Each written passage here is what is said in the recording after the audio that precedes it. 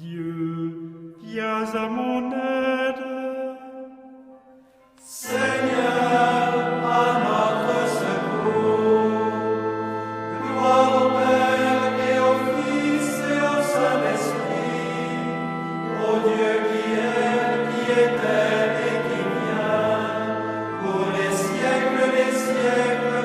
Amen. L'ange du Seigneur apporta l'annonce à Marie. Et elle conçut du Saint-Esprit. Voici la servante du Seigneur. Qu'il me soit fait selon votre parole. Et le Verbe s'est fait chair. Et il a habité parmi nous.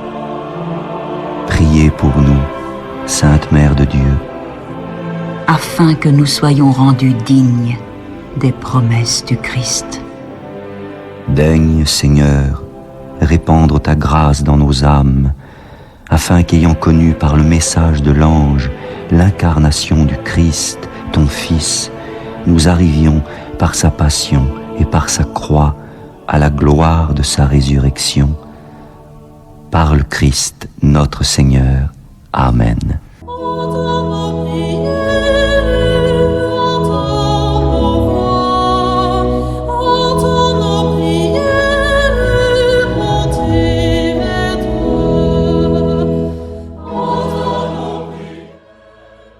Seigneur, dans le silence de ce jour naissant, je viens te demander la paix, la sagesse, la force. Je veux regarder aujourd'hui le monde avec des yeux tout remplis d'amour, être patient, compréhensif, doux et sage, voir au-delà des apparences tes enfants, comme tu les vois toi-même, et ainsi ne voir que le bien en chacun. Ferme mes oreilles à toute calomnie. Garde ma langue de toute malveillance. Que seules les pensées qui bénissent demeurent en mon esprit. Que je sois si bienveillant et si joyeux, que tous ceux qui m'approchent sentent ta présence. Revêt-moi de ta beauté, Seigneur, pour qu'au long de ce jour, je te révèle. Amen.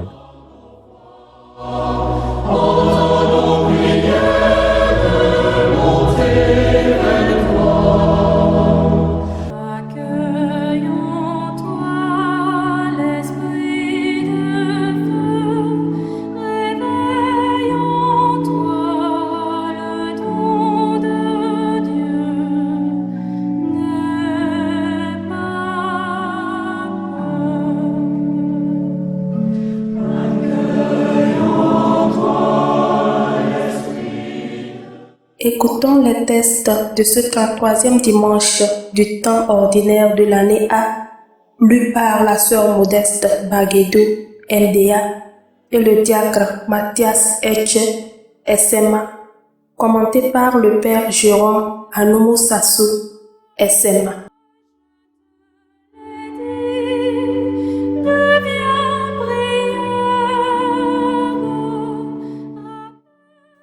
Lecture du livre des Proverbes, chapitre 31, versets 10 à 13, 19 à 20, 30 à 31. Une femme parfaite qui la trouvera, elle est précieuse plus que les perles. Son mari peut lui faire confiance. Il ne manquera pas de ressources. Elle fait son bonheur et non pas sa ruine, tous les jours de sa vie. Elle sait choisir la laine et le lin, et ses mains travaillent volontiers. Elle tend la main vers la quenouille, ses doigts dirigent le fuseau. Ses doigts s'ouvrent en faveur du pauvre, elle tend la main au malheureux. Le charme est trompeur et la beauté s'évanouit. Seule la femme qui craint le Seigneur mérite la louange. Célébrez-la pour les fruits de son travail. et qu'aux portes de la ville, ses œuvres disent sa louange. Parole du Seigneur. Nous rendons grâce à Dieu.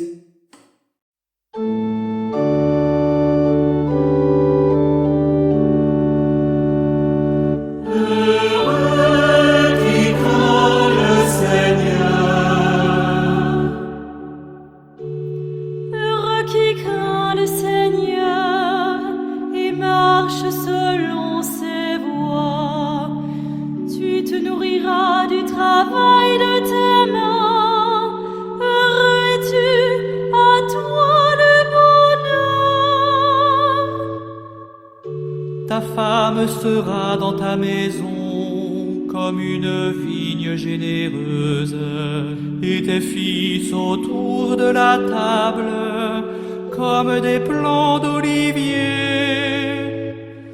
Heureux qui craint le Seigneur. Voilà comment sera béni l'homme qui craint le Seigneur. De Sion, que le Seigneur te bénisse. Tu verras le bonheur de Jérusalem tous les jours de ta vie. Heureux qui craint le Seigneur. Deuxième lecture. Lecture de la première lettre de Saint Paul, apôtre aux Thessaloniciens. Chapitre 5, versets 1 à 6. Pour ce qui est des temps et des moments de la venue du Seigneur, vous n'avez pas besoin, frères, que je vous en parle dans ma lettre. Vous savez très bien que le jour du Seigneur vient comme un voleur dans la nuit. Quand les gens diront « Quelle paix, quelle tranquillité !» c'est alors que tout à coup, la catastrophe s'abattra sur eux, comme les douleurs sur la femme enceinte. Ils ne pourront pas y échapper. Mais vous, frères, comme vous n'êtes pas dans les ténèbres, ce jour ne vous surprendra pas comme un voleur. En effet, vous êtes tous des fils de la lumière, des fils du jour. Nous n'appartenons pas à la nuit et aux ténèbres. Alors ne restons pas endormis comme les autres, mais soyons vigilants et restons sobres. Parole du Seigneur. Nous rendons grâce à Dieu.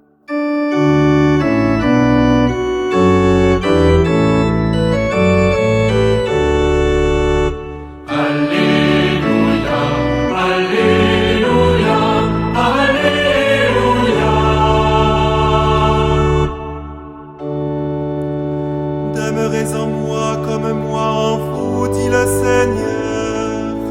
Celui qui demeure en moi porte beaucoup de fruits. Alléluia, Alléluia, Alléluia.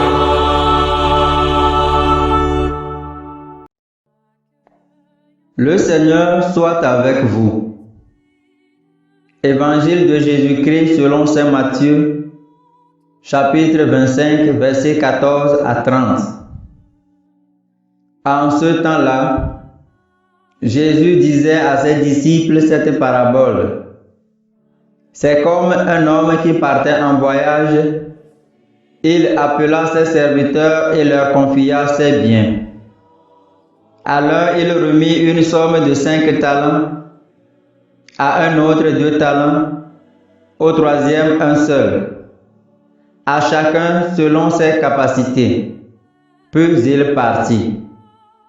Aussitôt, celui qui avait reçu les 5 talents s'en alla pour les faire valoir et en gagna 5 autres.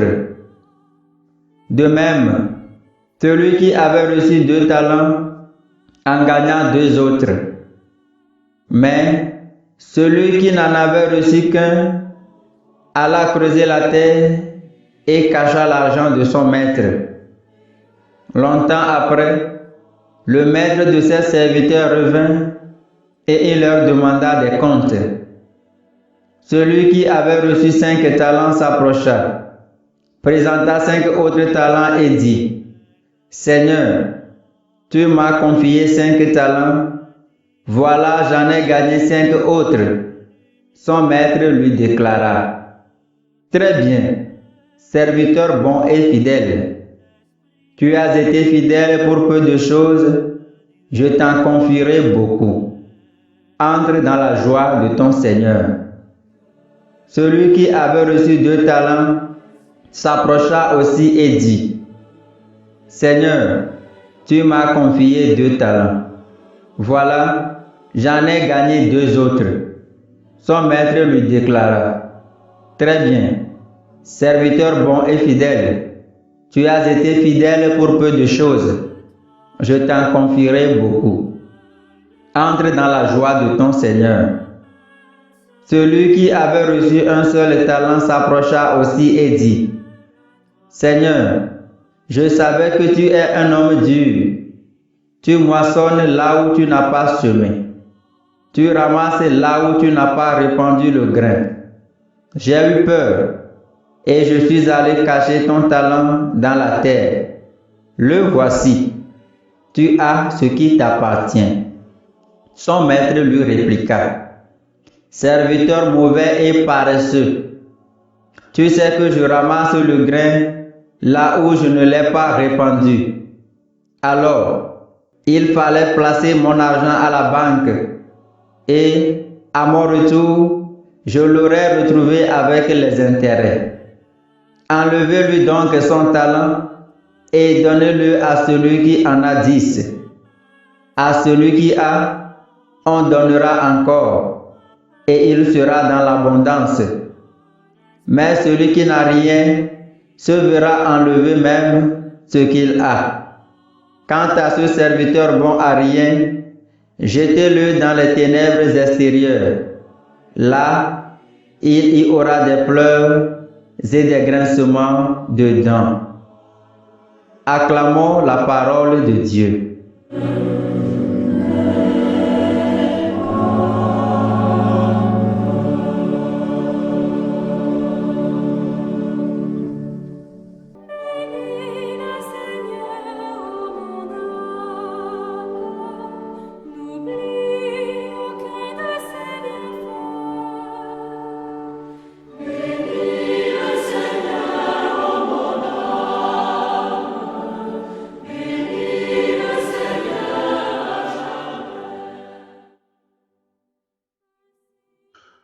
En ce 33e dimanche du temps ordinaire et aussi l'avant-dernier dimanche de l'année liturgique, les textes proposés à notre méditation nous invitent à réfléchir sur la fin des temps. C'est l'heure des comptes et nous sommes exhortés à vivre en ayant constamment devant les yeux le jour où nous devrons nous présenter devant Dieu.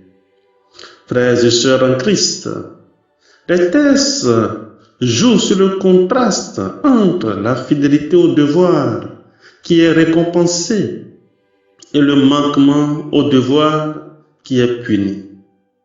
Dans la première lecture, le livre des Proverbes décrit comment mettre en valeur les talents que Dieu nous donne. La femme vaillante n'est jamais oisive. Elle travaille sans cesse au service de l'amour du prochain. Même la nuit, sa lampe ne s'éteint pas et ses mains ne se reposent jamais. Oui, à juste titre, le texte se termine sur le souhait de la voir récompensée de ses labeurs. Sur la place publique, on fera l'éloge de son activité. Proverbe 31, verset 31. Ce même ton joyeux, nous le retrouvons dans l'Évangile. Aux 2 serviteurs fidèles, en effet, il est dit, « Entre dans la joie de ton maître. » Matthieu 25, verset 21. Il est remarquable que le serviteur qui n'a gagné que 2 talents reçoive exactement la même bénédiction que celui qui en a gagné 5. Ce qui compte, c'est la volonté de mettre à profit les talents reçus, chacun selon ses conditions. Les talents sont l'image de la gracieuse offre que Dieu nous fait de devenir ses collaborateurs.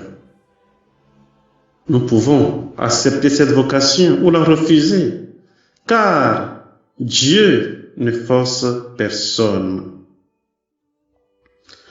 Le grand enseignement de ce récit, mes frères et sœurs en Christ, est que Dieu nous associe à ses affaires, c'est-à-dire à son royaume.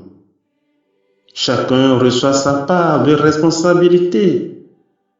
Dieu nous veut actifs, imaginatifs.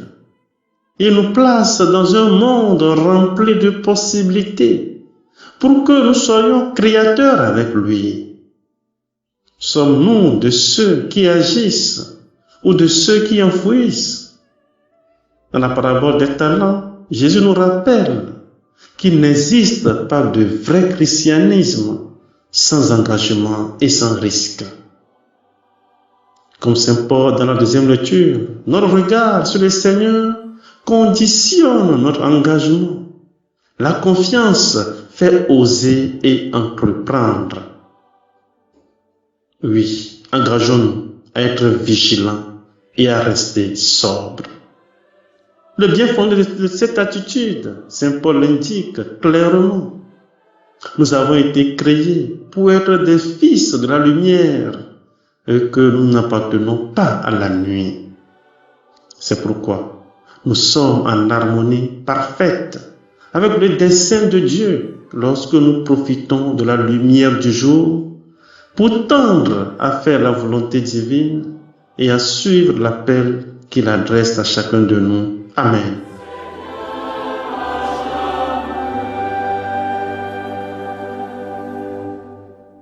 Le Seigneur soit avec vous et avec votre esprit. Que Dieu Tout-Puissant vous bénisse, le Père, le Fils et le Saint-Esprit.